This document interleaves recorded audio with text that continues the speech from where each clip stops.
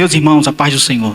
Pai amado, poderoso, muito obrigado, Jesus, pelo privilégio que o Senhor nos conceder de mais uma oportunidade de poder estar em Tua casa, Senhor, para aprender mais um pouco de como nós nos portar, de como a gente desenvolver bem a pregação e assim, meu Senhor, conseguir alcançar o objetivo ao coração dos ouvintes. Mas nada vale se Tua presença não estiver entre nós.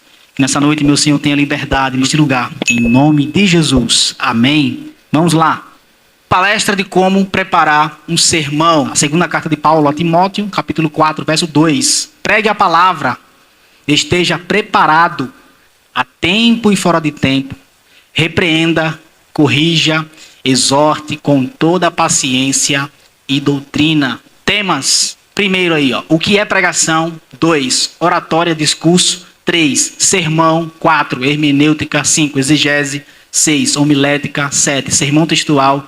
8, sermão temático. 9, sermão expositivo. 10, como se portar no púlpito ou em público. O que é pregação? O termo grego querisso, traduzido por pregar, significa fazer proclamação como arauto, mensageiro, porta-voz oficial do governo, responsável por declarar a guerra ou de fazer proclamações. De modo que querisso não transmite a ideia de se proferir um sermão para um grupo restrito de discípulos, mas sim de uma proclamação aberta e pública. Isto é ilustrado pelo uso dessa palavra para descrever Apocalipse 5:2. O forte anjo a proclamar querissonta, ou seja, com voz alta. Quem é digno de abrir o rolo e de soltar os seus selos? Então, pregação é como se fosse um arauto, uma pessoa responsável que saía da guerra com as informações para a cidade. Então, aqui não é pregar, não é para apenas um grupo restrito. Pregar é o sentido de você erguer a voz para que várias pessoas entendam aquilo que você está falando. É justamente o que a gente vai tratar hoje, é de como a gente passar essa informação para as pessoas. A gente lê a Bíblia, às vezes não compreende, então vamos ver também algumas dicas para a gente compreender melhor o texto. Compreendi, agora tenho que fazer agora com que as pessoas entendam aquilo que eu compreendi.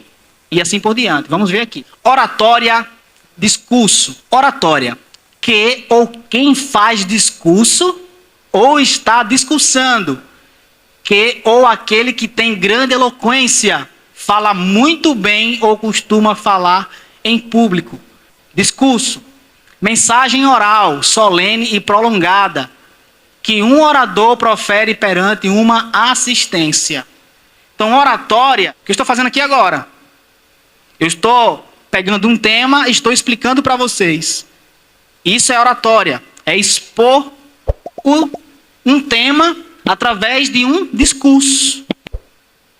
Eu estou discursando para vocês. No caso, a mensagem oral de um orador prefere para uma assistência. Vocês estão me assistindo, então eu estou sendo o orador, aquele que está falando, usando um discurso para explicar para vocês. Sermão. Discurso sobre assunto religioso pronunciado no púlpito. Prática feita a alguém com um fim exclusivamente moral ou virtuoso. Repreensão, advertência ou conselho que se faz a alguém sobre o seu comportamento errado. Vamos lá, recapitulando. O orador se usa de um discurso para fazer um sermão. Exemplo 1. No contexto secular, um adolescente decide não ir para a escola. Por este motivo, decide escapar às aulas. Quando seus pais descobrem o que ele fez, dão-lhe um sermão sobre a responsabilidade, a importância de cumprir com as obrigações e os perigos de estar na rua e sem que nenhum adulto conhecido saiba onde está. Então aqui é o que conhecemos basicamente, né? Os adolescentes falam muito isso. Ah, mãe, não preciso de sermão, não. Número 2. No contexto religioso, o pregador ou orador se usa de um texto bíblico para trazer aos ouvintes uma palavra de paz, repreensão, advertência ou exortação, que quer dizer encorajar, estimular e incitar. Vou entrar no assunto da hermenêutica, que é de interpretação, mas já vou aqui adiantar. A gente usa muito essa parte de exortar, achando que é só de dar pancada, né? O que é exortar biblicamente falando? É encorajar, é estimular, é incitar você a prosseguir, a continuar. Não tem nada a ver com repreensão da forma de brigar. Ah, o pastor me deu uma exortação, fiquei triste. Como se a exortação fosse uma briga, né? O pastor brigou comigo, eu fiquei triste. Não tem nada a ver, exortar com briga. É algo que o pastor vai lhe encorajar, estimular, incitar. Hermenêutica é uma palavra com origem grega e significa a arte ou técnica de interpretar e explicar um texto ou discurso. O seu sentido original estava relacionado com a Bíblia, sendo que, neste caso, consistia na compreensão das Escrituras, para compreender o sentido das palavras de Deus. Hermenêutica também está presente na filosofia, na área jurídica, cada um com o seu significado. Segundo a filosofia, a hermenêutica aborda duas vertentes: a epistemológica, com a interpretação de textos, e a ontológica, que remete para a interpretação de uma realidade. Explico. A hermenêutica serve para interpretar. Se for a epistemológica, é você ler um texto e naquele texto você compreender aquilo que você leu. Para isso você precisa conhecer o básico de português, questão de ponto e vírgula, que às vezes a gente lê uma frase inteira e interpreta mal. Então, a ontológica é a que remete, interpreta a uma realidade. Então, por exemplo, a gente olha para esse mundo, vê como é que está o mundo, o caos que o mundo está, a desordem que o mundo está, a gente interpreta isso e explica para o nosso filho, por exemplo. Olha, perceba o caos. Você está vendo o que está acontecendo. Não sai da escola para tal lugar. Você usa uma interpretação e usa-se de um sermão para passar para o seu filho. Tudo tranquilo? Tudo em paz? Então vamos lá, vamos prosseguir aqui. Etimologicamente, a palavra está relacionada com um deus grego, Hermes.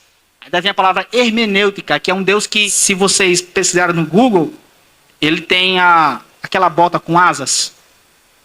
Se pesquisar aí, você vai ver. Ele é o deus mensageiro.